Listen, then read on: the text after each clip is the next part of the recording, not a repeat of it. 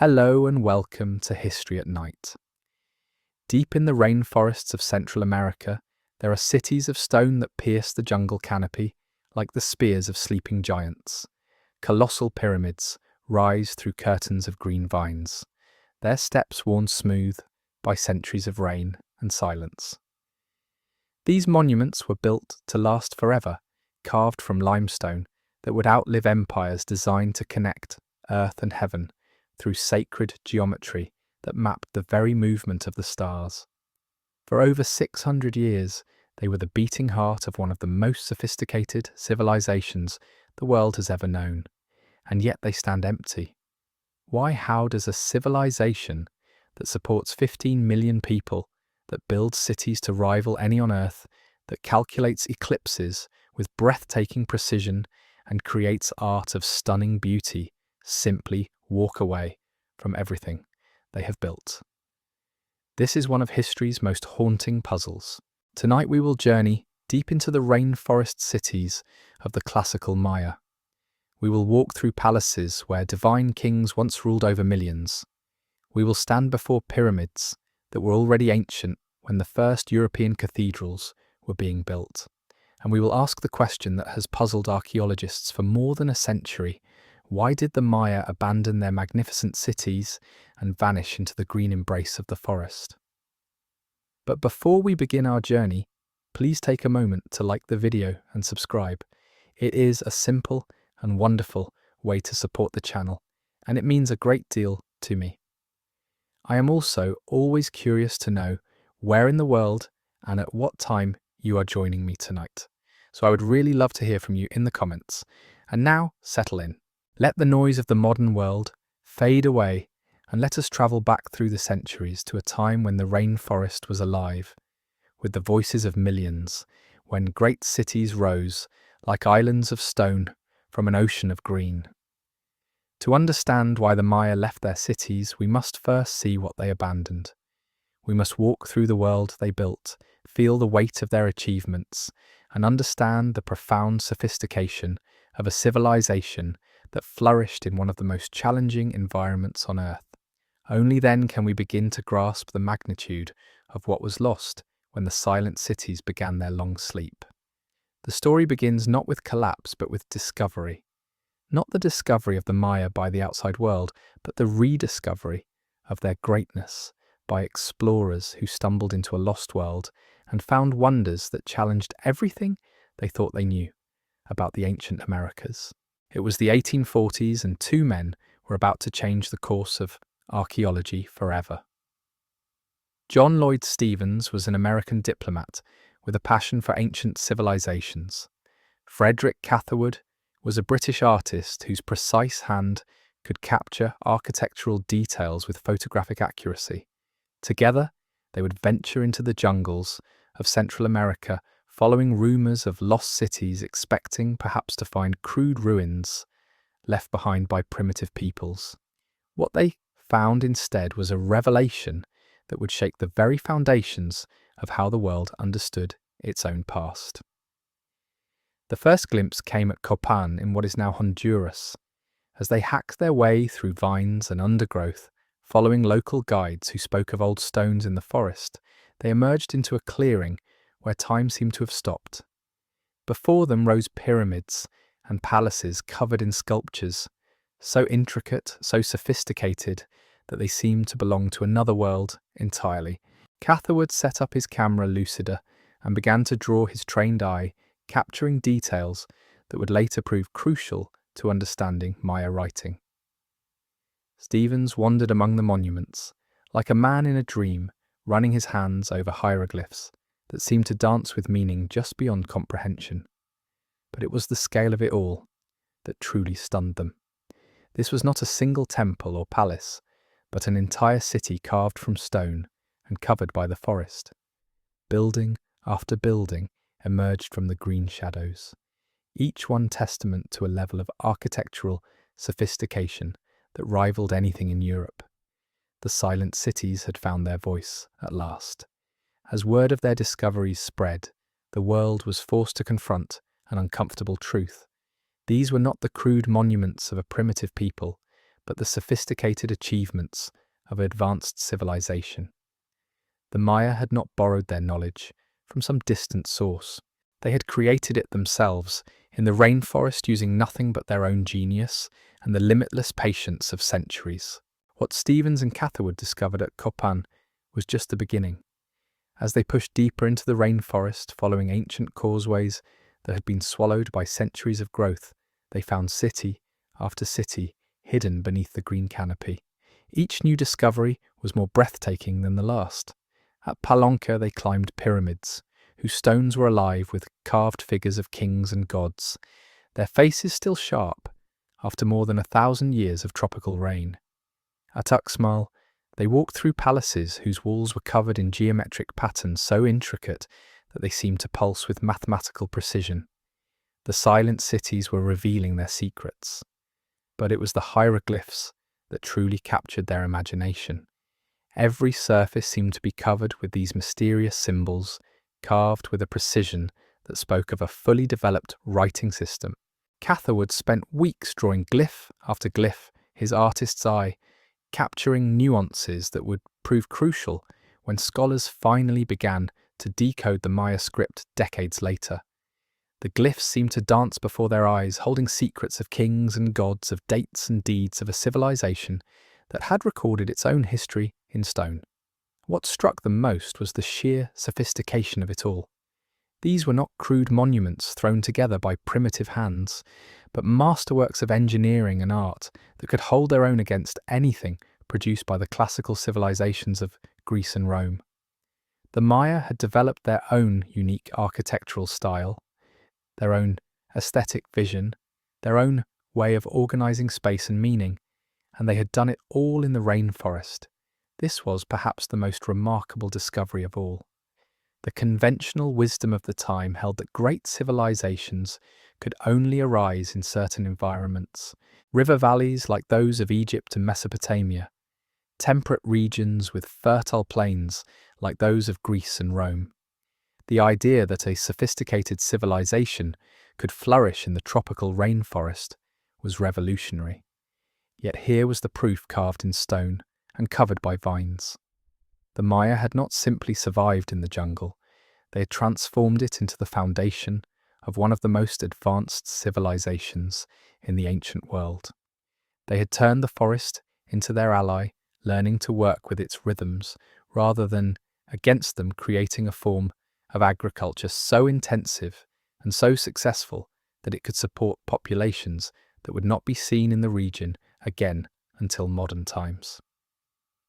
Stevens returned to New York with his head full of wonders and his notebooks packed with discoveries that would change archaeology forever.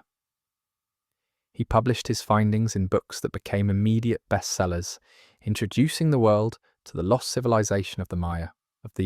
Catherwood's meticulous drawings provided the visual evidence that scholars needed to begin the long process of understanding what they had found. The impact was immediate and profound.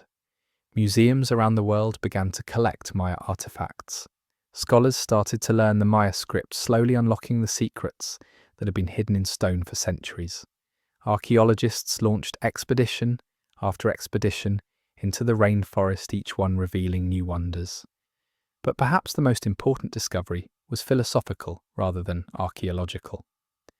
The Maya had proven that human genius could flourish anywhere under any conditions.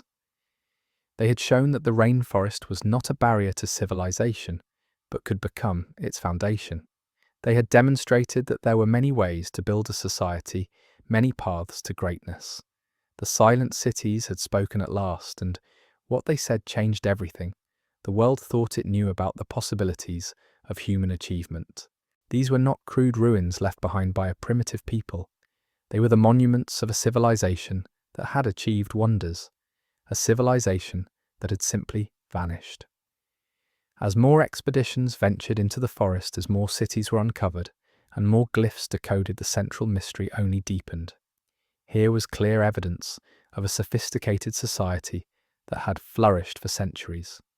Here were cities that could support hundreds of thousands of people, monuments that required the coordination of vast workforces, art and architecture that spoke of leisure and wealth and cultural achievement. And yet at some point in the 9th century, it had all simply stopped. The monuments went unfinished. The cities were gradually abandoned.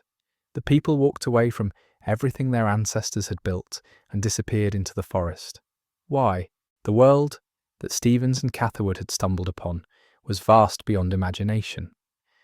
What they saw at Copan and Palenque represented just the tiniest fraction of a civilization that had once stretched across an area larger than modern Germany. For over 600 years, from approximately 250 to 900 of the Common Era, the classical Maya had transformed the rainforests of Central America into the foundation of one of the most sophisticated societies the ancient world had ever known. This was the age of the silent cities. During these centuries, while Europe struggled through what historians would later call the Dark Ages, the Maya were reaching heights of intellectual and artistic achievement that would not be matched in the Americas for another 1,000 years. They were building cities in the trees, creating an entire civilization adapted to the rhythms and challenges of the tropical rainforest. Where other peoples saw an impenetrable green wall, the Maya saw opportunity. They learned to read the forest like a vast library written in leaves and shadows. They discovered which trees provided the best timber for construction, which plants could be woven into textiles, which roots and fruits could sustain vast populations. They developed agricultural techniques so sophisticated that they could coax enormous harvests from soil that seemed too poor to support anything more than scattered villages. The secret was corn. The Maya did not simply grow corn. They transformed it through centuries of careful selection and cultivation from a wild grass into the foundation of civilization. Their agricultural innovations allowed them to support population densities that would seem impossible in such an environment. At its peak, the Maya world may have supported as many as 15 million people, making it one of the most densely populated regions on Earth at the time. But the Maya were far more than successful farmers. They were astronomers whose calculations of planetary cycles were more accurate than those being made in Europe. They were mathematicians who independently invented the concept of zero-a breakthrough that would not reach European mathematics for centuries. They were engineers who built pyramids that stood taller than any structure in the Americas until the modern era. They were also artists whose vision transformed stone into poetry. Every Maya city was a masterwork of urban planning, a carefully designed space that reflected their understanding of the cosmos and their place within it. The pyramids were not simply monuments to royal power, though they were certainly that. They were also astronomical instruments, calendars, carved in stone maps of the heavens brought down to earth. The Maya positioned their buildings to track the movements of Venus, to mark the passages of the sun and moon, to celebrate the eternal dance of time itself. At the heart of every city stood the royal palace home to kings who were not merely political leaders, but living bridges between the human and divine worlds. These rulers bore names that echoed through the forest, like poetry: Jasor Chan Kawil of Tikal, Kinich Janab, Pakal of Palenque Itzamnaj, Ba'alam of Yaksun. They were scholar warriors who could calculate the movements of planets and lead armies into battle, priest kings who performed rituals that maintained the cosmic order and commissioned works of art that still take the breath away.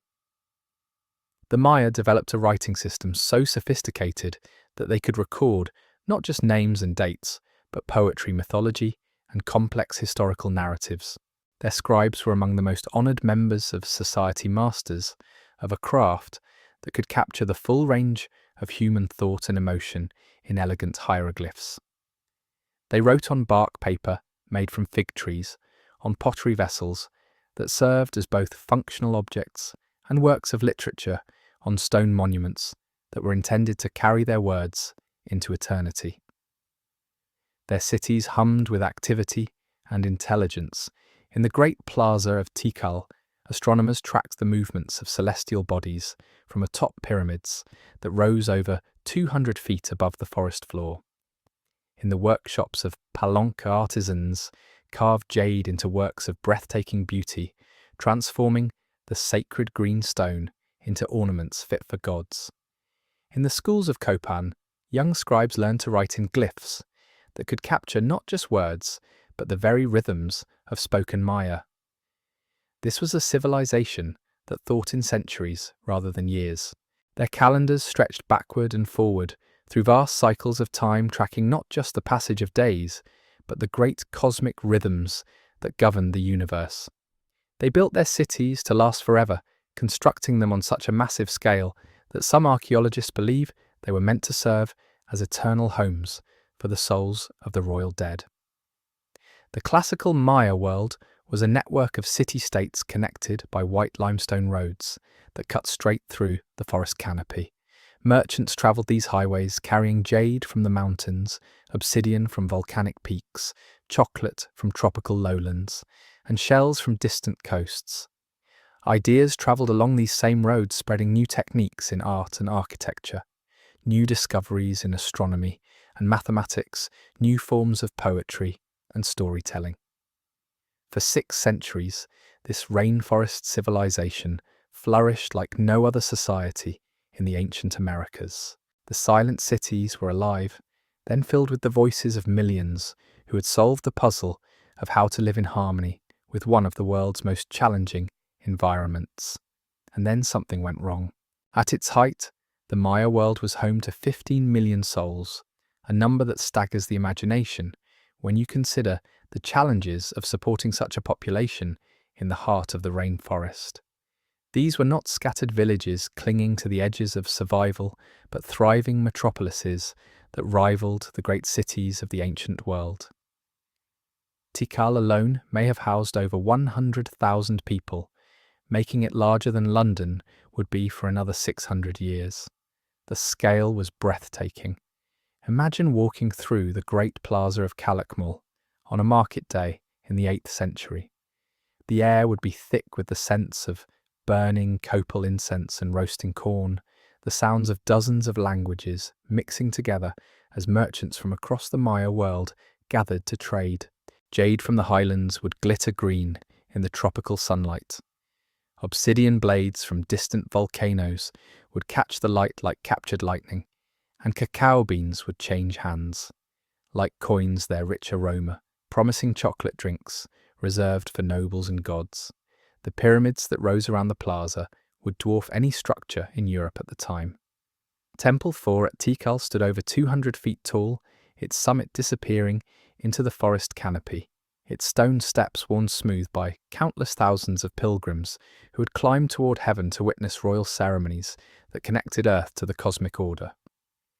These were not crude monuments hastily thrown together, but architectural marvels that had taken generations to complete, each stone carefully cut and placed according to mathematical principles that governed not just construction, but the very structure of time itself.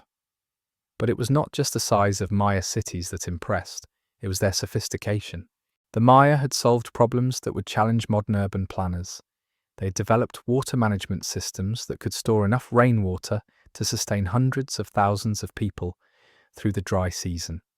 They had created agricultural terraces that transformed steep hillsides into productive farmland. They had built networks of raised fields in swampy areas that could produce multiple harvests per year. The white limestone roads that connected these cities were engineering marvels in their own right, perfectly straight, raised above the forest floor to prevent flooding. These highways stretched for dozens of miles through terrain that would challenge modern construction crews. The Maya called them Sakbe, meaning white roads, and they served not just as transportation networks, but as sacred pathways that connected the earthly realm to the cosmic geography of their mythology.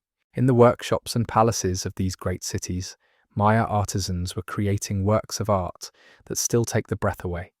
They carved jade with such precision that modern jewelers struggle to understand their techniques. They painted ceramic vessels with scenes so detailed and narratively complex that scholars are still decoding their meanings. They worked obsidian into blades so sharp that modern surgeons have experimented with them for delicate operations. The royal courts of the classical Maya were centers of learning that rivaled any institution in the ancient world. Here astronomers calculated the movements of Venus with an accuracy that would not be matched in Europe until the Renaissance. They predicted eclipses centuries in advance, tracked the cycles of Mars and Jupiter, and developed calendrical systems so complex that they could pinpoint any date in history with mathematical precision. Maya mathematics was equally sophisticated. Working with a vigesimal system based on the number 20 rather than our decimal system based on 10, they developed concepts that were revolutionary for their time. The invention of zero was perhaps their greatest mathematical achievement, a breakthrough that allowed them to work with abstract numerical concepts and perform calculations that would have been impossible with Roman numerals. But perhaps their most remarkable achievement was their writing.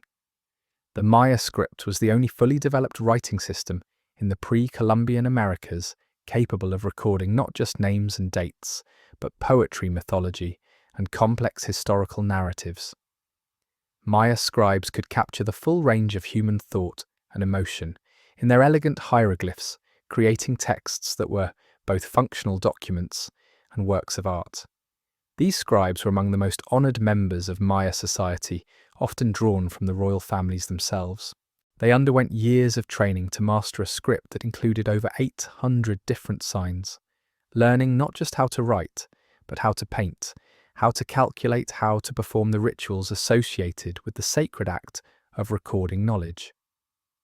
Their books, written on bark paper made from fig trees, contain the accumulated wisdom of centuries. The daily life of ordinary Maya was far from primitive.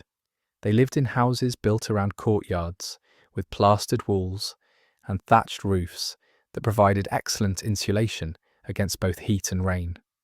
They wore cotton textiles dyed in brilliant colours, decorated with feathers from tropical birds and patterns that reflected their understanding of cosmic order. They ate a diet rich in corn beans, squash, and chocolate, supplemented with fish from cenotes and game from the forest. Even their religion reflected the sophistication of their worldview. The Maya saw the universe as a complex, interconnected system where human actions could influence cosmic events and where the movements of celestial bodies affected daily life. Their ceremonies were not simple rituals, but elaborate performances that required precise timing, complex choreography, and deep understanding of astronomical cycles. This was the world at its peak. 15 million people living in harmony with the rainforest, creating art and architecture that would endure for millennia, developing systems of knowledge that pushed the boundaries of human understanding. The silent cities were not silent then. While Europe struggled through centuries of intellectual darkness, with monasteries preserving fragments of ancient knowledge, like candles flickering in a vast night, the Maya were pushing the boundaries of human understanding beneath the green canopy of the rainforest. They were masters of time and stars, mathematicians, and astronomers whose achievements would not be matched anywhere in the world for centuries to come. Their understanding of the cosmos was profound beyond measure.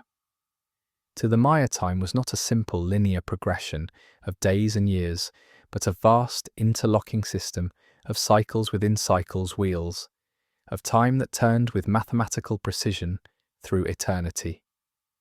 They developed not one calendar, but multiple calendar systems that worked together like the gears of an impossibly complex cosmic clock. Their sacred calendar consisted of 260 days, their solar calendar of 365, and these two systems meshed together to create a 52-year cycle that governed both ritual and agricultural life. But this was only the beginning. The Maya also tracked what they called the long count, a calendar system so vast that it could record dates stretching back thousands of years into the mythological past and forward thousands of years into an unimaginably distant future. They thought in terms of periods called baktuns, each consisting of 144,000 days, and their calendar could track time through cycles of over 5 million years. This was not abstract mathematical play. Every date had meaning, every cycle had significance, every turning of the cosmic wheels influenced life on Earth. Maya astronomers climbed to the tops of their pyramids, night after night, year after year, tracking the movements of celestial bodies with an accuracy that seems impossible given their technology. They had no telescopes, no mechanical clocks, no computers. They had only their eyes, their minds, and the patient accumulation of centuries of careful observation. Yet their calculations were breathtakingly precise.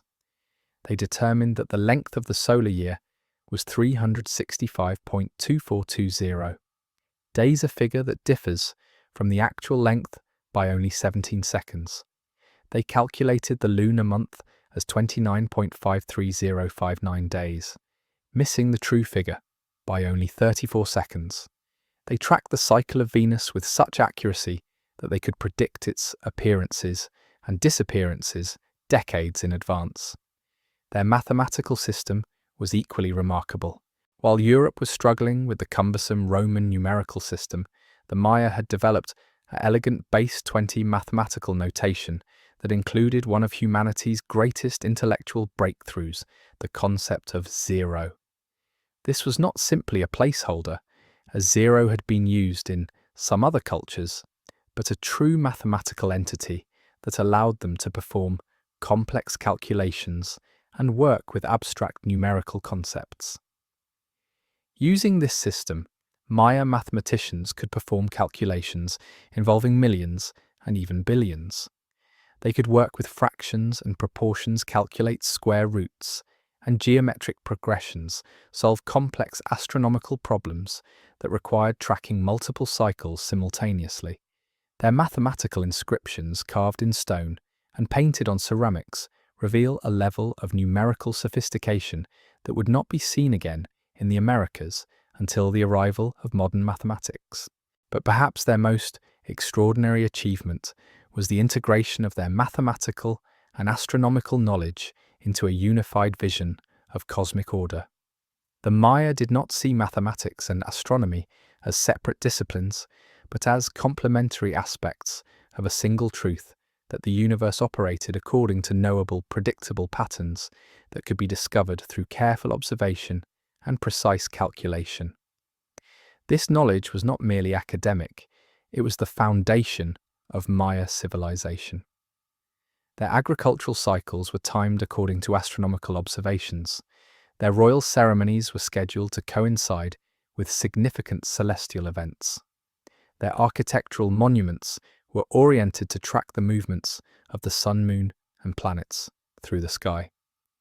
The Great Pyramid at Chichen Itza, built during the later period of Maya civilization, demonstrates this integration beautifully. During the spring and autumn equinoxes, the shadows cast by the pyramid steps create the illusion of a serpent slithering down the monument's northern staircase, connecting the earthbound ritual space to the eternal cycles of the heavens. This was not accidental. It was the result of precise mathematical calculation and astronomical observation, a stone computer designed to mark the passage of time itself. Maya scribes recorded their astronomical observations in books that were works of art as well as scientific documents. These codices, painted on bark paper with brushes made from human hair, contain tables for predicting eclipses, charts for tracking planetary cycles, and complex calculations that could determine the most auspicious dates for everything from royal coronations to agricultural activities. The astronomers who created these works were among the most revered members of Maya society, often drawn from the royal families themselves. They spent their lives in service to cosmic truth-climbing pyramid steps in the darkness before dawn, to observe the rising of Venus staying awake through the night, to track the movement of Mars across the stellar background, recording their observations with a precision that modern astronomers find remarkable. Their knowledge was power, but it was also responsibility. Maya kings justified their authority through their connection to cosmic order, and it was the astronomers who provided the calculations that proved this connection. They determined when wars should be fought, when cities should be founded, when important rituals should be performed. They were the keepers of time itself. And yet, for all their understanding of cosmic cycles and mathematical precision, they could not predict what was coming. The very stars they tracked so carefully, the planetary cycles they calculated with such accuracy, would soon look down upon empty cities and silent pyramids. At the heart of every Maya city, in palaces that rose like limestone mountains, from the green floor of the forest, lived kings whose very existence bridged the gap between earth and heaven.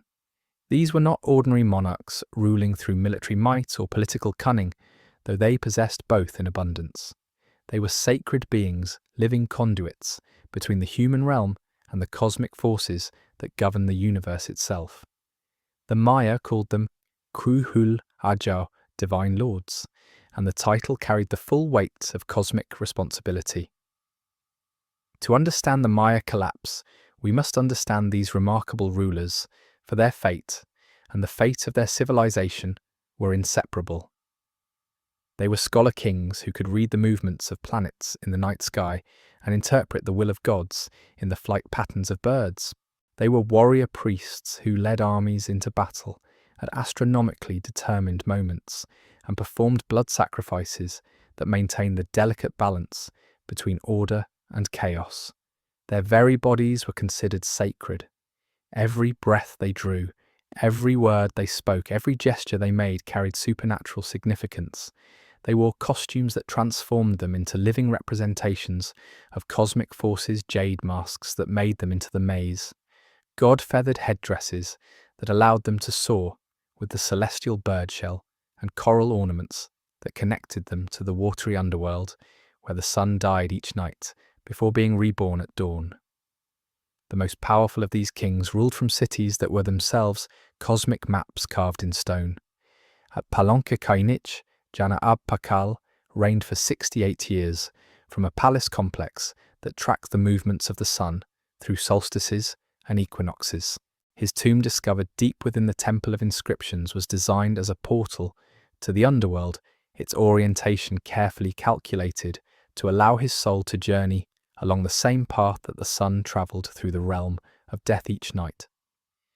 At Tikal, the great king Jasor Chankawil commissioned pyramids that served as both monuments to his power and astronomical instruments for tracking Venus the war star, whose cycles determined when battles should be fought and conquered, enemies sacrificed.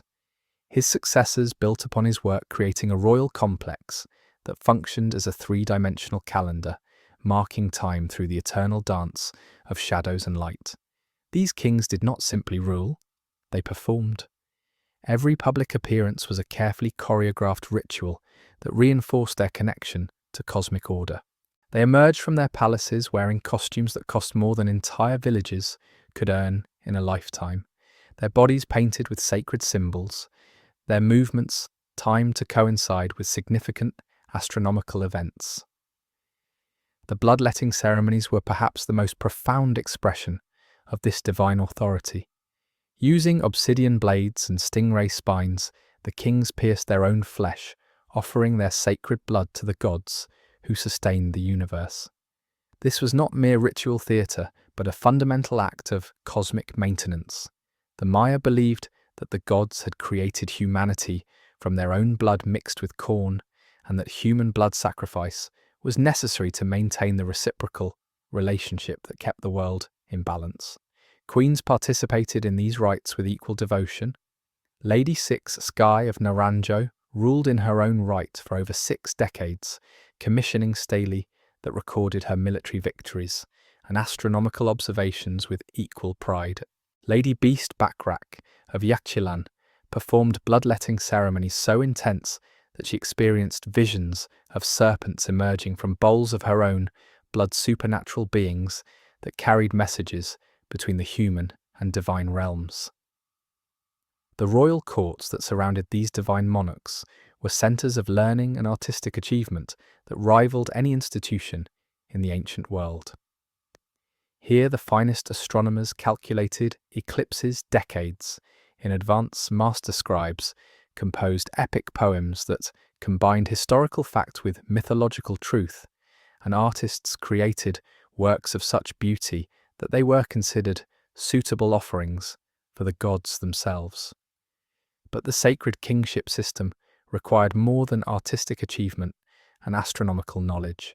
It demanded absolute faith from millions of people who trusted their divine rulers to maintain cosmic order through correct performance of ritual obligations.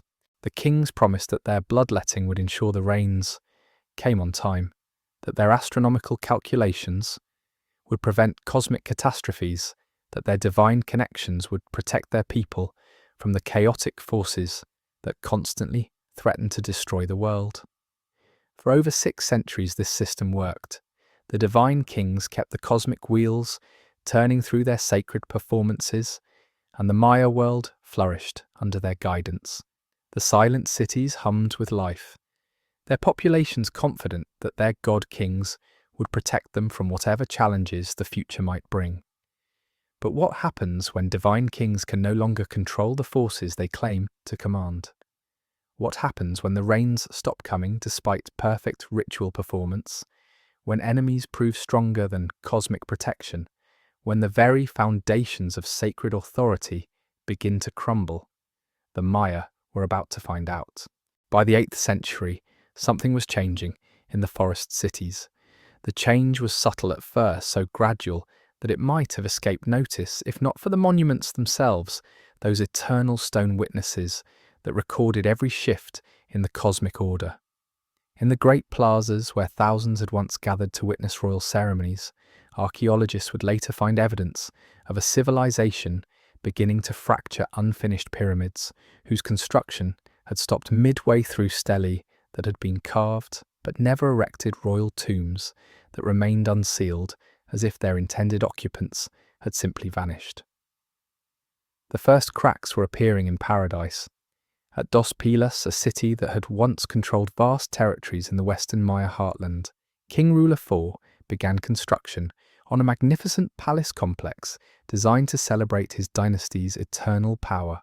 The foundation stones were laid according to astronomical calculations.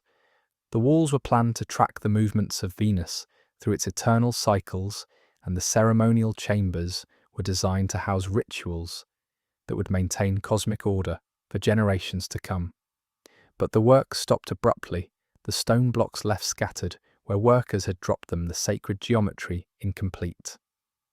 The palace was never finished.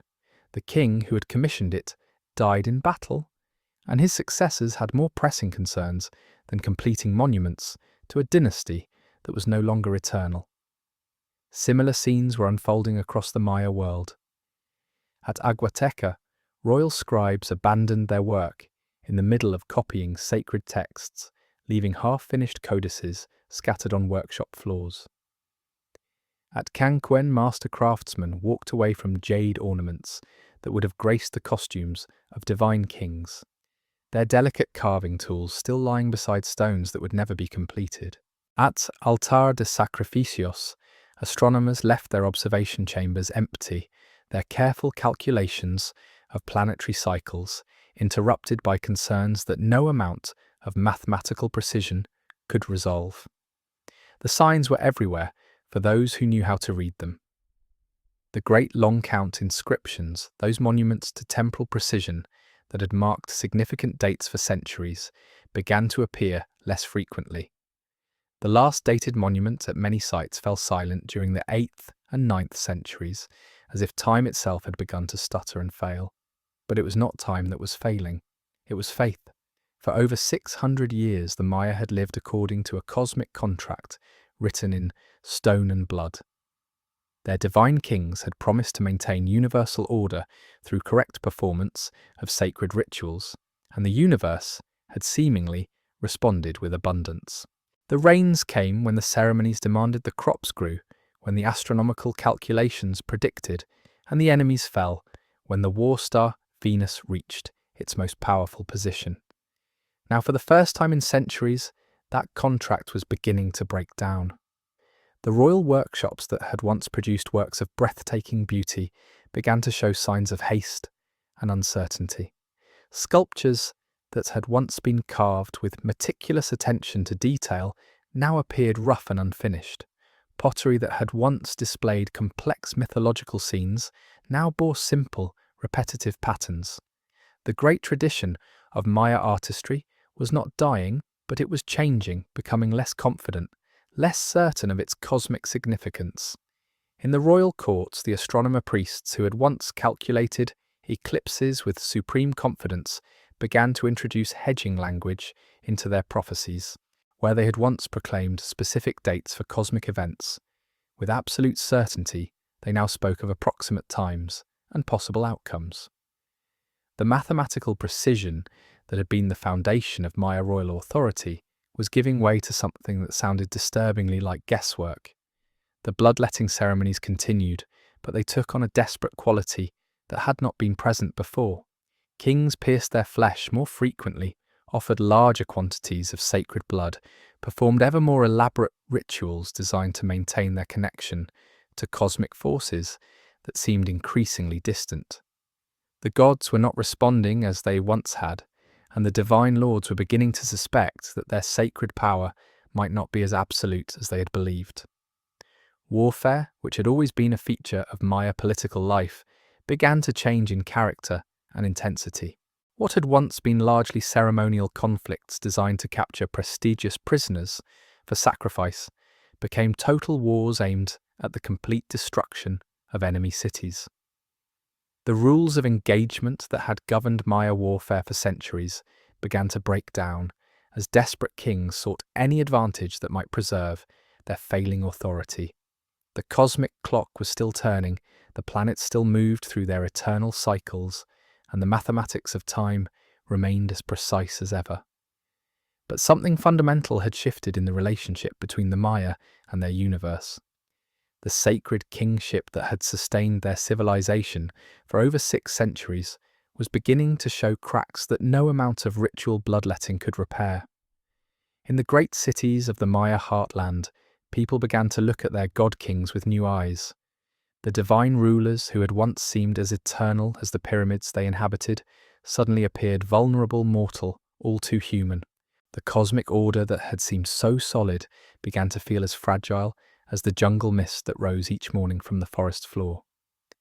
The silent cities were not yet silent, but the first notes of their final song had already begun.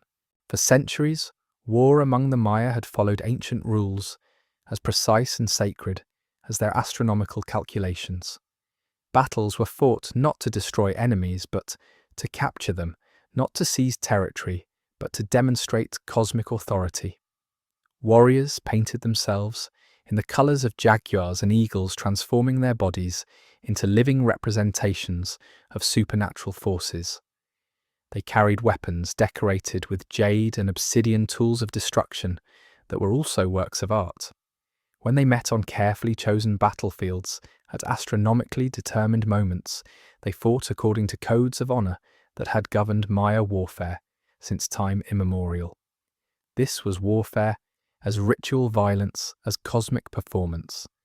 But by the 8th century, something fundamental was changing in the way the Maya made war.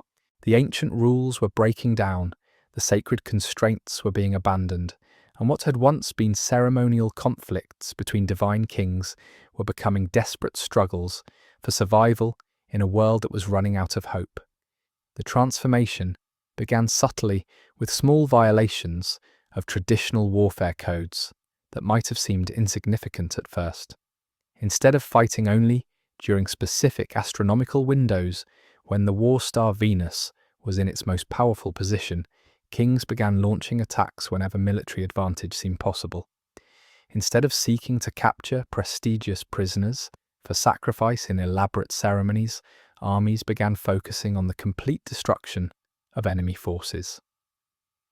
At Dos Pilas, a city that had once been content to rule through alliances and ceremonial displays of power, King Ruler IV began what archaeologists now call the first total war in Maya history. His armies did not simply defeat their enemies, they systematically destroyed their cities, smashed their monuments, and scattered their populations to the winds.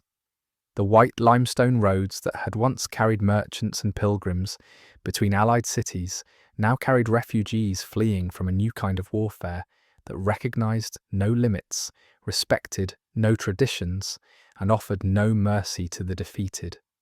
The escalation was swift and terrible. Within a generation, the entire Maya heartland was consumed by conflicts that bore no resemblance to the ritual battles of earlier centuries. Cities that had stood for 500 years were burned to the ground.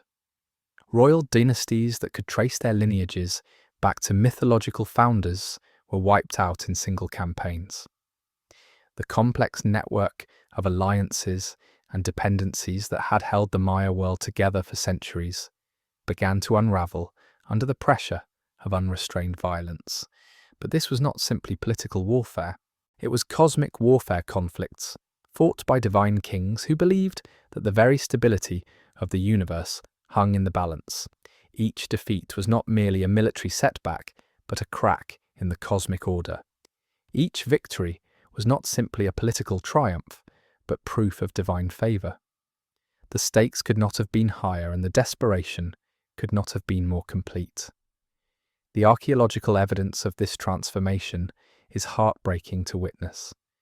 In the ruins of Aguateca, excavators found a royal palace that had been abandoned so quickly that the inhabitants left their most precious possessions scattered on the floors where they had fallen.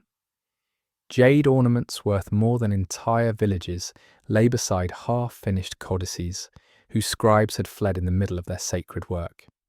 Obsidian blades sharp enough to shave hair were abandoned next to ceramic vessels that still contained the remains of meals that would never be finished. This was not an orderly retreat, but a panicked flight from enemies who no longer recognized the ancient codes that had once protected royal families, even in defeat. At Canquen, archaeologists discovered the remains of what appears to have been a massacre of the entire royal court. Men, women, and children from the highest levels of Maya society had been killed and thrown into a common grave without the elaborate burial ceremonies that their divine status should have guaranteed. The cosmic order that had protected Maya royalty for centuries had completely collapsed, leaving even god-kings vulnerable to the most brutal forms of violence. The warfare was changing the very landscape of the Maya world. Cities that had once been centers of learning and artistic achievement became fortresses surrounded by defensive walls and watchtowers. The great plazas, where thousands had once gathered for ceremonies, were filled with warriors preparing for battles that might determine not just political control, but the survival of their civilization.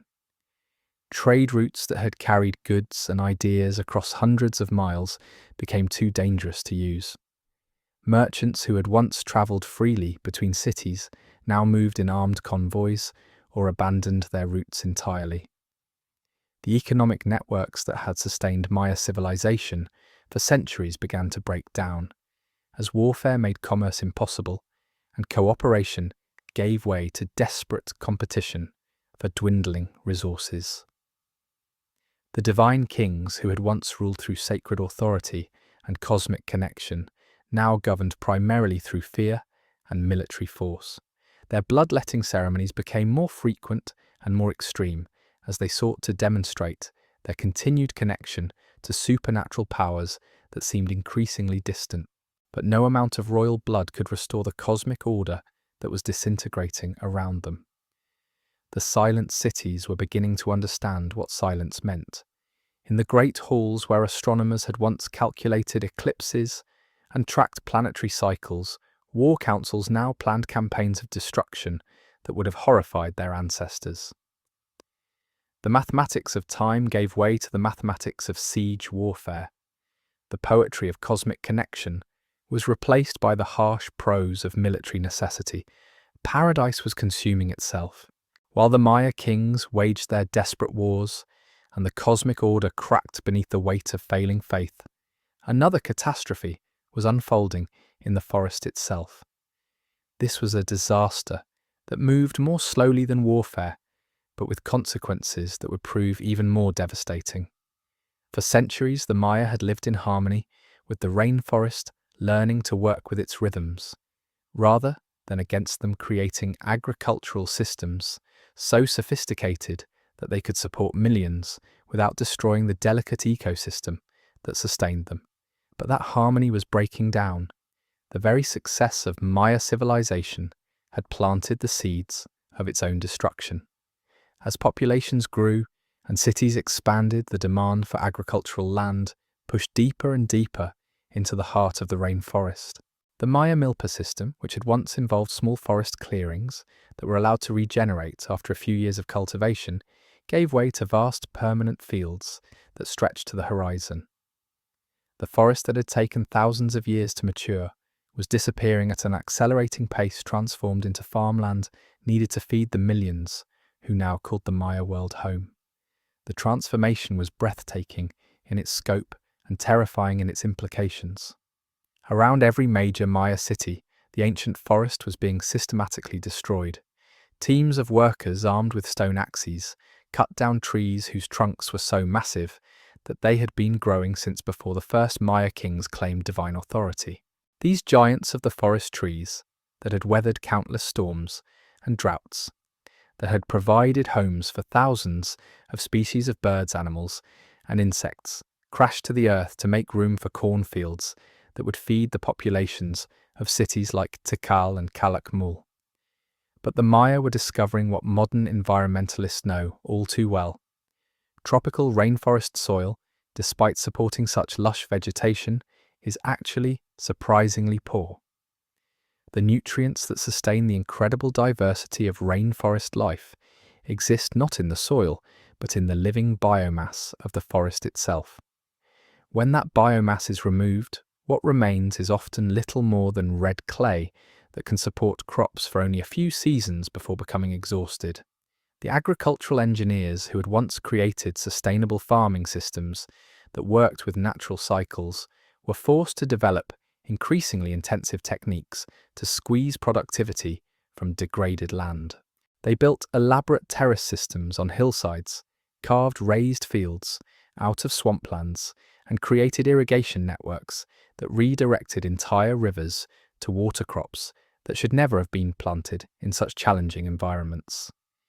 The ecological consequences were cascading through the rainforest ecosystem like ripples from a stone dropped in still water. As the great trees disappeared, so did the complex web of life they had supported. Birds that had carried seeds between forest fragments found themselves with nowhere to nest. Animals that had provided natural pest control for Maya crops were driven away by habitat destruction.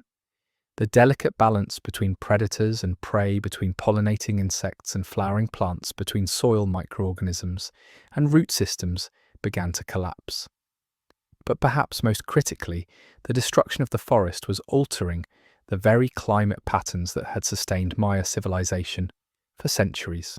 Tropical rainforests are not simply passive victims of climate, they are active creators of the weather patterns that support them. The trees that the Maya were cutting down had been part of a vast green engine that pulled moisture from the oceans, lifted it into the atmosphere, and released it as the rains that made agriculture possible. As the forest disappeared, this engine began to break down. Areas that had once received abundant rainfall found themselves in the rain shadows of their own ecological destruction. The microclimates that had allowed the Maya to grow crops in challenging environments began to shift in unpredictable ways. Local weather patterns that had been stable for thousands of years became increasingly erratic. The Maya agricultural specialists were among the finest in the ancient world, but they were facing challenges that no amount of knowledge could overcome. Soils that had once been rich and productive were becoming exhausted, despite increasingly desperate attempts to maintain their fertility. Crops that had thrived for generations were failing as local climates shifted beyond their tolerance. Water sources that had seemed inexhaustible were beginning to show signs of stress, as the hydrological cycles that sustained them were disrupted by deforestation. The irony was profound and tragic. The very agricultural innovations that had allowed Maya civilization to flourish were now contributing to its destruction. The terraces and raised fields that had once been triumphs of engineering were requiring ever more labour to maintain as erosion accelerated and soil quality declined. The irrigation systems that had brought water to previously marginal lands were failing as water sources dried up or changed course.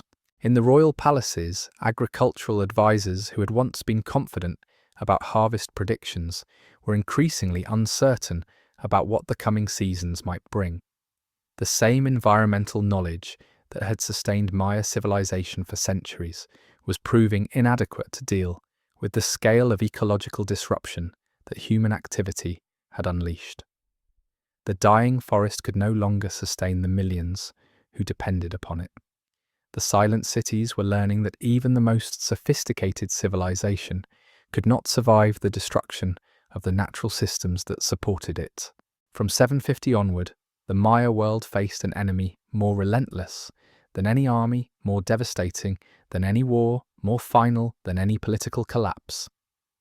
This enemy came not with obsidian blades or flaming torches, but with an absence that struck at the very foundation of tropical life. It came as silence where there should have been sound emptiness, where there should have been abundance death, where there should have been the eternal dance of renewal. The rain stopped coming, for a civilization that had built its entire existence around the rhythms of wet and dry seasons, around the reliable return of the life-giving storms that swept in from the Caribbean. Each year, this was a catastrophe beyond imagination. The Maya had always lived at the mercy of the rains, but they had learned to predict their patterns, to prepare for their arrival, to store their abundance against the inevitable dry months.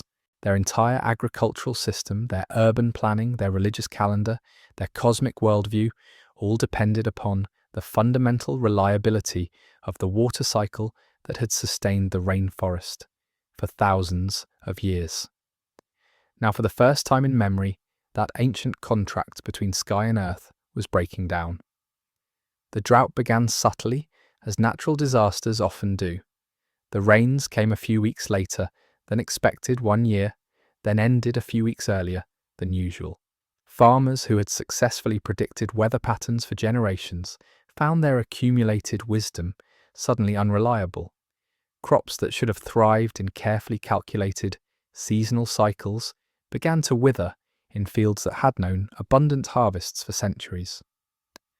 But this was not a temporary disruption that would correct itself with the next season's rains. This was the beginning of a climatological shift that would persist for decades, transforming the lush tropical environment that had nurtured Maya civilization into something approaching a desert. Year after year, the clouds that should have brought relief gathered on the horizon, only to dissipate without releasing their precious cargo. Rivers that had flowed continuously since the Ice Age began to shrink to muddy trickles. Springs that had bubbled from the earth since time immemorial simply went silent.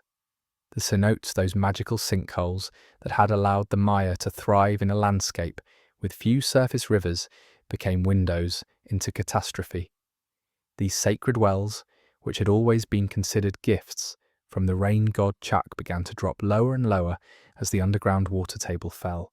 Communities that had built their entire existence around reliable access to cenote water watched in horror as their sacred pools shrank to muddy puddles, then to cracked earth, then to nothing but empty holes in the ground that echoed with the memories of abundance. Archaeological evidence from lake beds and cave formations tells the story with scientific precision. The drought that began around 750 was unlike anything the region had experienced in thousands of years. It was not a temporary dry spell, but a fundamental shift in climate patterns that would persist for over a century. Annual rainfall dropped by as much as 40% in some areas, transforming tropical rainforest environments into seasonal desert conditions that could not support the agricultural systems upon which Maya civilization depended. The impact on corn production was devastating. Maya agriculture had been built around the assumption that the rains would always return, that the intricate timing of planting and harvesting could be calibrated to natural cycles that had remained stable for millennia. Now farmers who planted according to traditional wisdom watched their crops wither in fields baked hard by unrelenting sun. Granaries that should have been filled with surplus corn to carry communities through the dry season remained empty. Storage facilities that had been carefully designed to preserve food against normal shortages proved woefully inadequate to deal with production failures on this scale. The cities that had once seemed so permanent, so perfectly adapted to their tropical environment, revealed themselves to be frighteningly vulnerable to changes in the natural systems that sustained them. The sophisticated water management systems that the Maya had developed over centuries were designed to capture and store rainwater, not to function during prolonged drought conditions. Reservoirs that had seemed adequate for any conceivable emergency ran dry. Aqueducts that had reliably carried water from distant sources began to carry nothing but dust and leaves. For people who had always seen their rulers as living bridges between earth and heaven, as divine beings capable of maintaining cosmic order through correct ritual performance, the failure of the rains carried profound theological implications. The bloodletting ceremonies that were supposed to ensure agricultural abundance were proving powerless against the empty sky. The astronomical calculations that should have predicted the most auspicious times for planting were meaningless when there was no water to nourish the seeds. In the great temples, where priest astronomers had once confidently proclaimed their ability to predict and influence natural cycles, doubt was beginning to creep in, like groundwater seeping through limestone. If the divine kings could not bring the rains, if their cosmic connections were insufficient to restore the natural abundance that had sustained their civilization, then what was the point of the elaborate royal ceremonies, the massive construction projects, the complex social hierarchies that had organized Maya society for centuries? The drought was not simply an environmental disaster. It was a crisis of faith that struck at the very foundations of Maya civilization. The silent cities were learning that even the most sophisticated understanding of cosmic cycles, even the most elaborate rituals of divine connection, were powerless against the ultimate fragility of the natural systems that made human life possible. In the 9th century, three great forces that had been building separately across the Maya world converged with the devastating precision of planetary alignment. The drought that had begun decades earlier showed no signs of ending. The warfare that had once followed sacred rules had become a desperate struggle for survival. The ecological destruction that had stripped the rainforest bare had left the land unable to recover from either natural disaster or human conflict. Together they created the perfect storm that would destroy the classical Maya world forever. The convergence was not accidental. Each crisis fed upon the others, creating cascading failures that no amount of human ingenuity could prevent or repair. As the drought persisted, year after year, competition for dwindling water resources intensified the warfare that was already tearing the Maya world apart. Cities that had once been allies found themselves fighting over access to cenotes that were rapidly disappearing. Trade relationships that had endured for centuries collapsed as communities hoarded their remaining resources against an uncertain future. The warfare in turn accelerated the ecological destruction that was making the drought's impact even more severe. Armies marching across the landscape destroyed agricultural terraces that had taken generations to build. Sieges that lasted for months stripped entire regions of their remaining forest cover, as soldiers and civilians alike cut down trees for fuel and fortifications. The complex irrigation systems that had allowed Maya farmers to coax harvests from marginal land were abandoned or deliberately destroyed by enemies seeking to deny their opponents any advantage.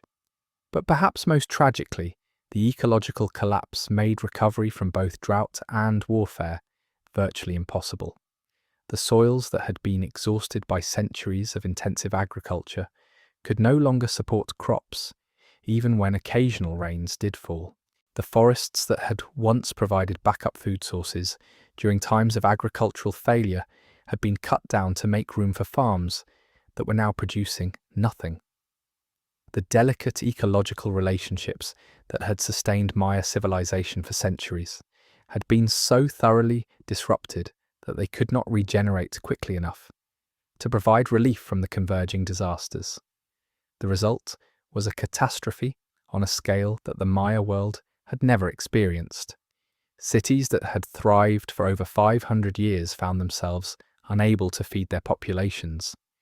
Rural communities that had always been able to produce agricultural surpluses discovered that their fields would no longer support even subsistence farming.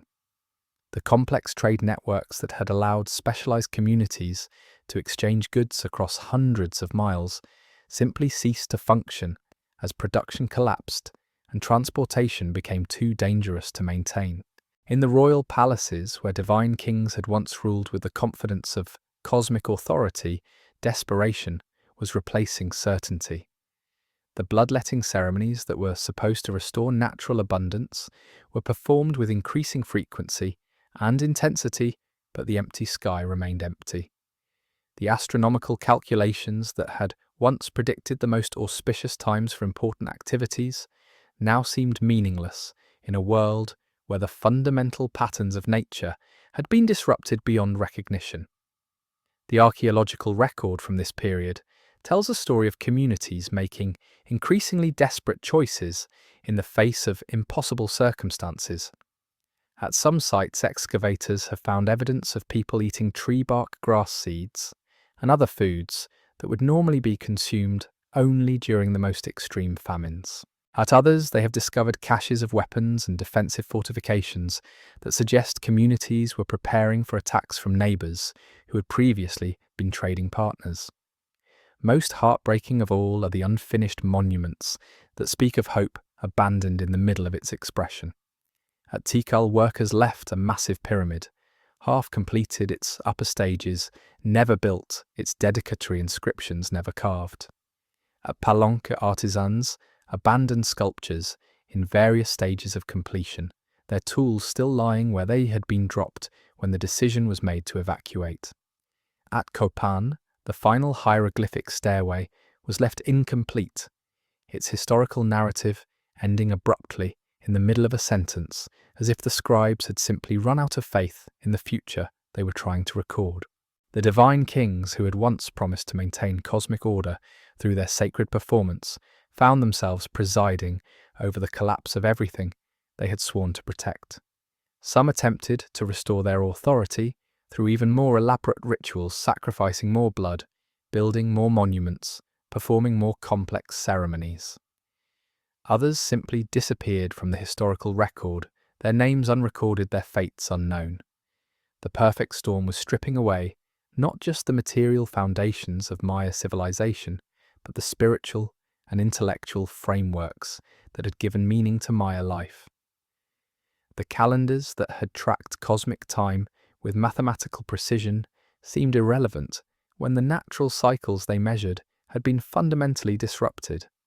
The writing systems that had recorded royal achievements and divine connections fell silent when there were no longer achievements to celebrate, or divine connections that seemed reliable.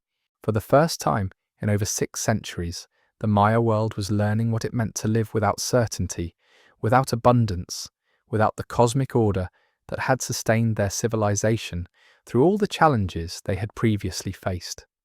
The silent cities were beginning to understand that some storms are too powerful to weather, some collapses too comprehensive to survive.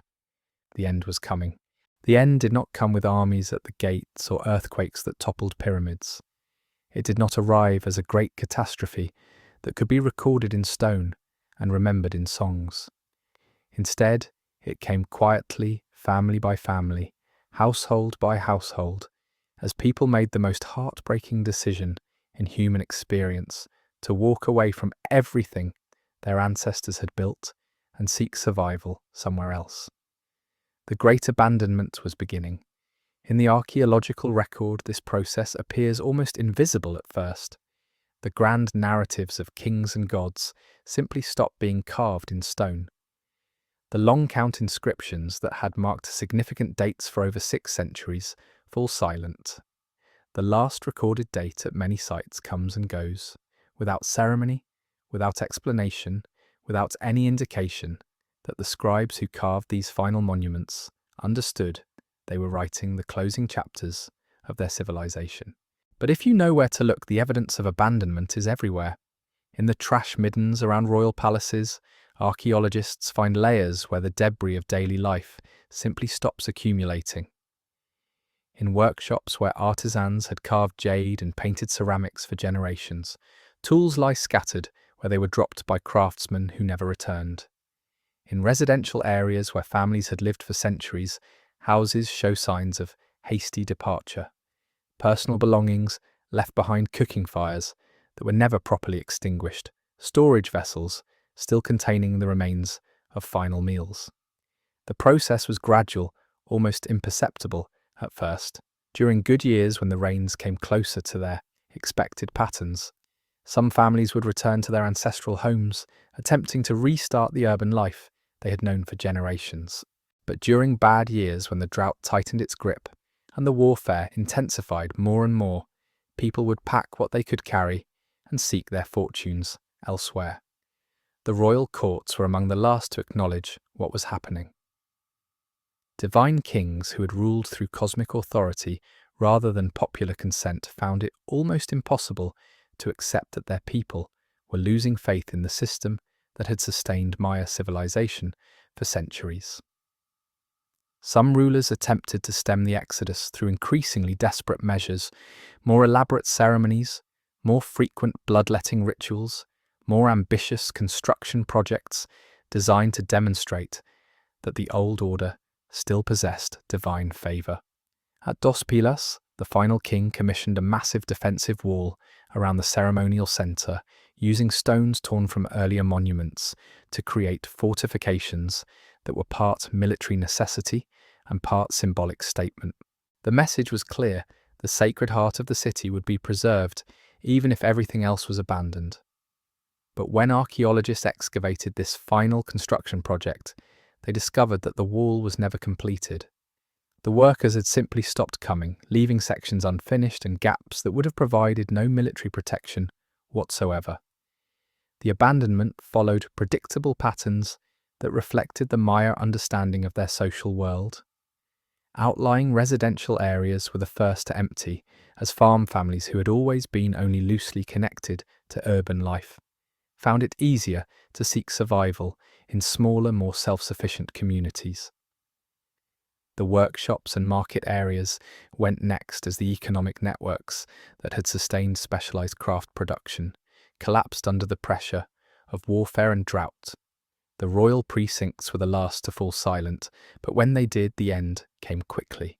At Palenque, the final royal burial shows signs of hasty preparation, as if the ceremonies normally associated with royal death had been abbreviated due to circumstances beyond anyone's control. At Tikal, the last dated monument was erected without the elaborate dedicatory ceremonies that had traditionally marked such occasions. The divine kings, who had once seemed as eternal as the pyramids they inhabited, simply stepped down from their thrones and disappeared into the anonymity of survival. But where did all these people go? The answer reveals the remarkable adaptability of Maya culture. They did not disappear or die en masse as early scholars had theorized.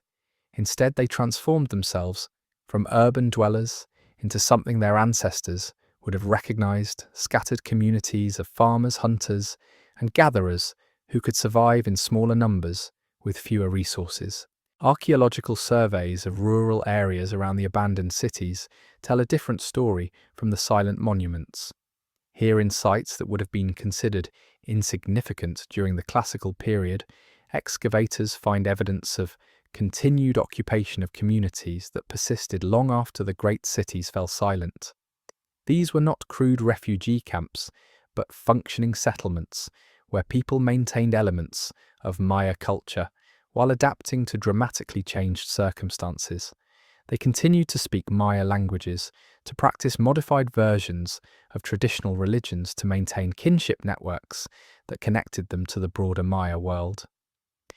But they did so without the elaborate royal ceremonies, without the massive construction projects, without the complex social hierarchies that had characterized classical Maya civilization.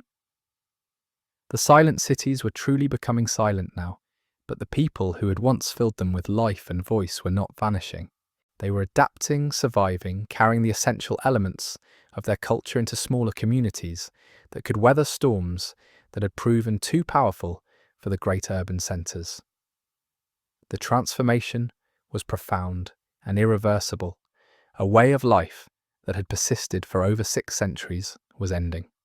But the people who had created that way of life were proving that they could create new ways of living when the old ones no longer served their needs for survival. After the people walked away, the rainforest began its patient work of reclamation. This was a process that unfolded over centuries so slowly that no single generation would have noticed the gradual transformation of stone cities into green hills of royal palaces, into mysterious mounds covered by cecropia trees and strangler figs. But the forest had time. It had nothing but time. The silent cities were returning to the earth. The process began with seeds, tiny seeds carried by birds who nested in the carved facades of abandoned temples, seeds dropped by bats who roosted in the dark chambers where priest astronomers had once calculated eclipses, seeds blown by winds that carried the genetic memory of the forest across plazas where hundreds of thousands had once gathered to witness royal ceremonies connecting earth to heaven. Each seed that found purchase in the cracks between limestone blocks was a small victory for the green world. Each seedling that pushed its way through gaps in carefully fitted stonework was another step toward the forest's ultimate triumph. Slowly, inevitably, the abandoned cities began to disappear beneath a carpet of green growth that would hide them from human eyes for over 1,000 years. The Great Pyramids, those monuments designed to last forever, proved surprisingly vulnerable to the patient persistence of tropical vegetation.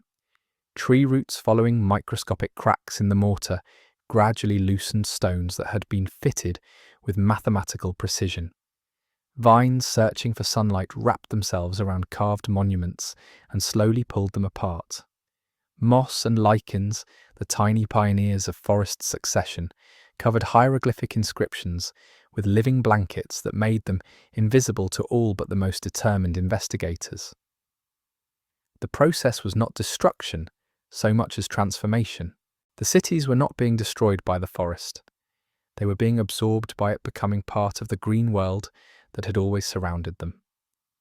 The limestone blocks that had been quarried from the forest floor generations earlier were returning to their origins, becoming foundations for trees that would grow taller than the pyramids they replaced. Within a century of abandonment, most of the smaller structures had completely disappeared beneath the forest canopy. Houses that had sheltered families for generations became indistinguishable mounds covered by ferns and bromeliads. Workshops where master craftsmen had carved jade and painted ceramics became mysterious depressions in the forest floor, their original purposes forgotten, their human creators transformed into legend. Even the great monuments, those massive pyramids and palaces that had dominated the landscape for centuries, gradually lost their architectural clarity. Their stepped profiles softened under blankets of vegetation. Their carved facades disappeared behind walls of green growth. Their ceremonial staircases became trails followed only by jaguars and deer who had no memory of the human feet that had once climbed toward heaven. The cenotes, those sacred sinkholes that had been the religious and practical hearts of Maya communities, remained visible longest, but even these eventually succumbed to the forest's embrace. Their stone-lined edges crumbled, their carved monuments toppled into the dark water, their sacred associations forgotten by peoples who had never known a world where such places carried divine significance.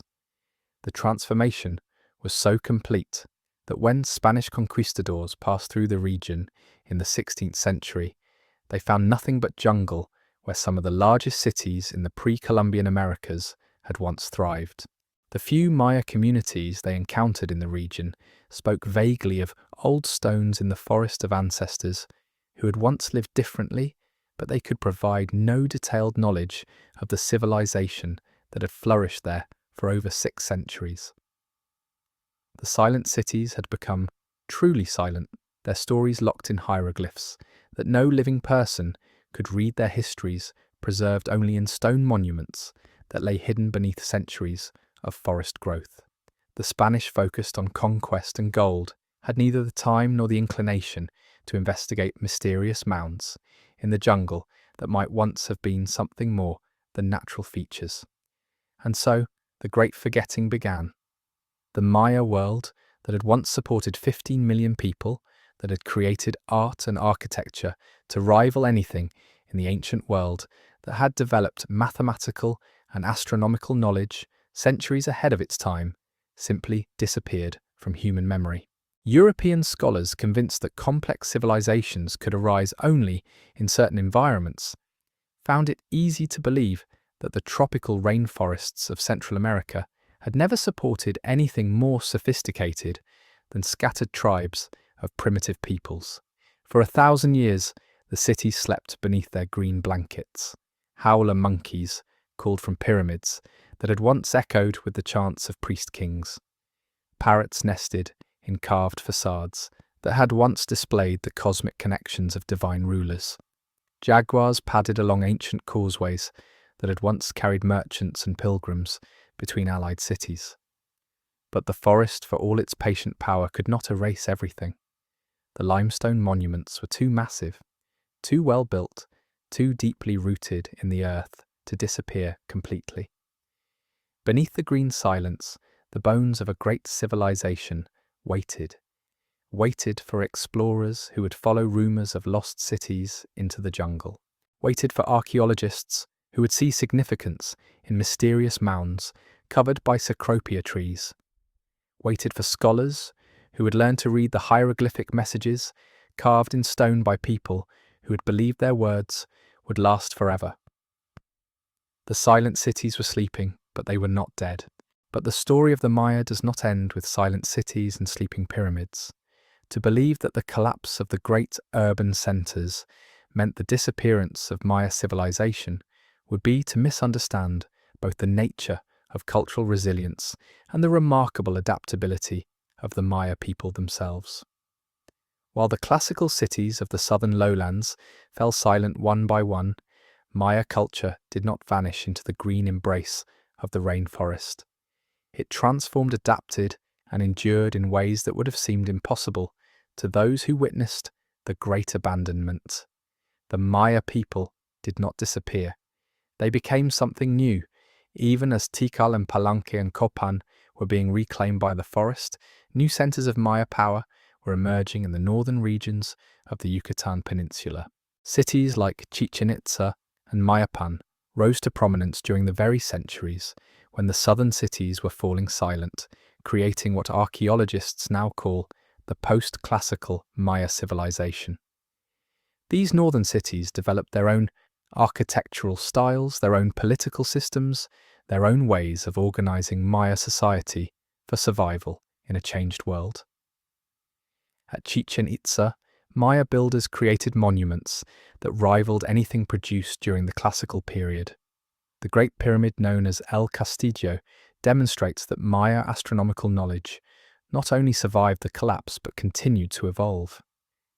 During the spring and autumn equinoxes, shadows cast by the pyramid steps create the illusion of a feathered serpent slithering down the monument's northern staircase, a feat of architectural precision that required all the mathematical and observational skills that had characterized classical Maya science. But the northern cities were different from their classical predecessors in crucial ways. They were more militaristic, more concerned with defense, more willing to adapt to foreign influences when such adaptation served their survival needs. The art and architecture of Chichen Itza shows clear influences from central Mexico, evidence of political and cultural connections that would have been unthinkable during the classical period when Maya civilization had been largely self-contained. These adaptations were not signs of cultural decline, but demonstrations of Maya pragmatism. The people who had once created the most sophisticated civilization in the pre-Columbian Americas proved equally capable of creating new forms of social organization when the old ones no longer served their needs. They maintained the essential elements of Maya identity while discarding the aspects of classical civilization that had proven unsustainable. Perhaps most remarkably, they continued to preserve and develop the intellectual achievements that had made classical Maya civilization so extraordinary. Maya scribes in the northern cities continued to write in hieroglyphs, to calculate astronomical cycles, to maintain the complex calendar systems that had been the pride of their ancestors. The books they produced during this period, painted on bark paper with the same materials and techniques that had been used for centuries, preserved not only contemporary knowledge, but copies of classical texts that might otherwise have been lost forever. When Spanish conquistadors arrived in the 16th century, they encountered not the remnants of a dead civilization, but living Maya communities that maintained vibrant cultural traditions despite centuries of political change. Maya priests still performed ceremonies that connected their communities to cosmic cycles. Maya farmers still grew the same varieties of corn that had sustained their ancestors. Maya artisans still carved jade and wove textiles according to patterns that had been passed down through countless generations. The Spanish, convinced that European civilization was superior to anything they might find in the Americas, made systematic attempts to destroy Maya culture. They burned Maya books by the hundreds, smashed Maya monuments, and outlawed Maya religious practices. Colonial administrators forced Maya communities to adopt Spanish political systems, Spanish economic structures, and Spanish religious beliefs. For centuries, official policy aimed at the complete eradication of Maya cultural identity. But Maya culture proved more resilient than its would-be destroyers imagined. In remote villages throughout the Maya world, people continued to speak Maya languages, to practice modified versions of traditional religions, to maintain kinship systems and agricultural techniques that connected them to their pre-Columbian heritage. They learned to hide their traditional practices behind facades of Christian observance, to preserve their historical knowledge in oral traditions that could not be burned like books, to adapt their ancient wisdom to change circumstances. Today, over 6 million people identify as Maya, speaking more than 30 Maya languages and maintaining cultural traditions that can be traced directly back to the civilization that built the silent cities. In Guatemala, Maya communities have successfully fought for constitutional recognition of their languages and cultural rights. In Mexico, Maya farmers continue to cultivate varieties of corn that were first developed by their ancestors over 1,000 years ago. Modern Maya intellectuals have reclaimed the hieroglyphic writing system of their ancestors, learning to read inscriptions that had been silent for centuries. Maya artists continue to work in jade and obsidian using techniques that have been passed down through generations of craftsmen. Maya astronomers maintain observational traditions that stretch back to the classical period, tracking celestial cycles that their ancestors considered sacred. The silent cities may sleep beneath their blankets of green vegetation, but the people who built them live on. They carry within themselves the genetic heritage, the cultural knowledge, and the spiritual traditions of one of the world's great civilizations. They are living proof that cultures can survive the collapse of the political and economic systems that once sustained them. The Maya did not vanish. They endured. And so our journey ends where it began, with the profound mystery of the silent cities and the 15 million people who seem to vanish into legend. We have walked through the rainforest metropolises, where divine kings once ruled over millions.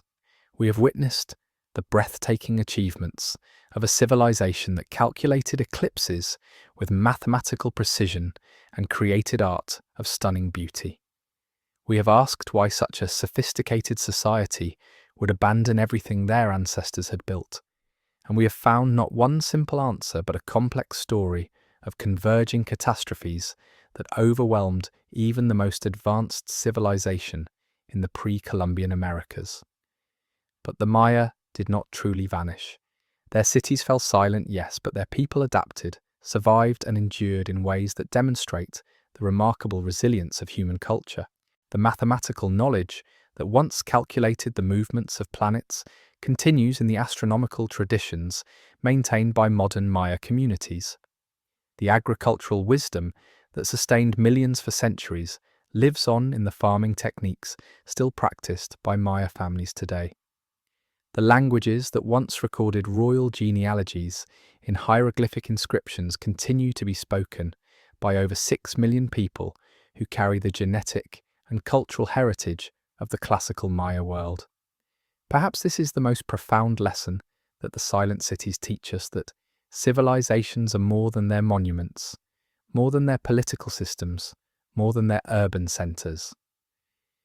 True civilization lives in the knowledge, traditions, and adaptability of peoples who can survive the collapse of the structures that once seemed eternal.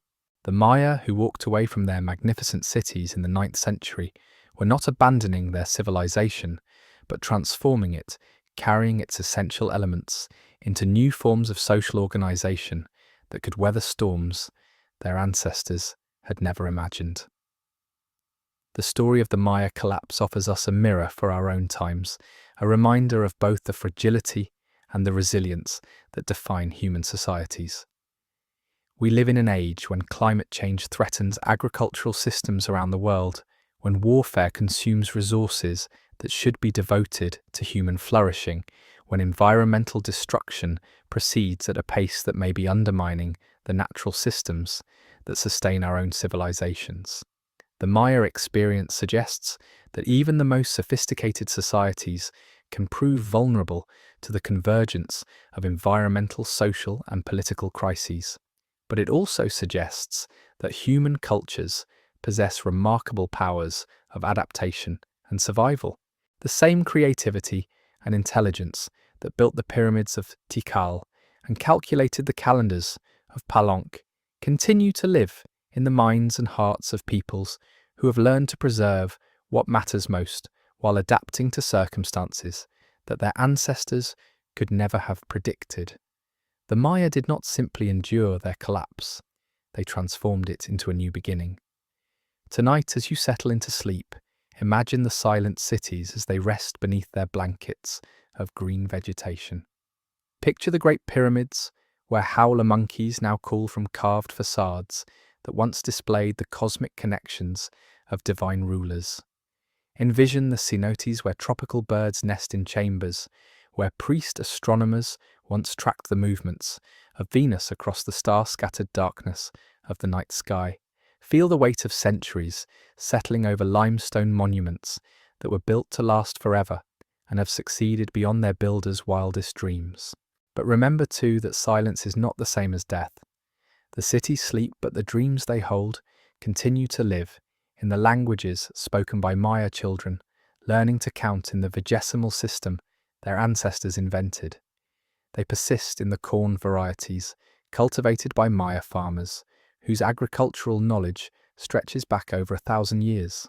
They endure in the jade carvings created by Maya artisans using techniques passed down through countless generations of skilled hands. The rainforest that once witnessed the collapse of the classical Maya world continues its eternal cycles of growth and renewal. Seeds still fall from cecropia trees that have wrapped their roots around pyramid stones. Parrots still call from branches that shade carved monuments to forgotten kings. Jaguars still pad along ancient causeways that once carried merchants and pilgrims between allied cities, their spotted coats dappled by sunlight, filtering through leaves that rustle with the whispers of memory. The green world endures as it has endured for millions of years, before humans learned to build cities, and will endure for millions of years, after our own civilizations have been transformed by time into something we cannot yet imagine. But within that eternal green embrace, the stones that human hands carved with such care continue to hold their secrets, waiting for archaeologists who will learn to read their hieroglyphic messages, waiting for scholars who will unlock the mathematical precision of their astronomical calculations, waiting for artists who will marvel at the beauty their creators achieved in limestone and jade. The silent cities are not truly silent. They speak to us across the centuries in a language written in stone and shadow, in mathematics and mythology, in the enduring presence of peoples who learned that survival sometimes requires walking away from everything you have built in order to preserve everything that truly matters. Thank you for joining me on this long journey into the past. I hope the story of the Maya collapse has brought the beauty and mystery of the ancient world to life. I wish you a calm and peaceful night.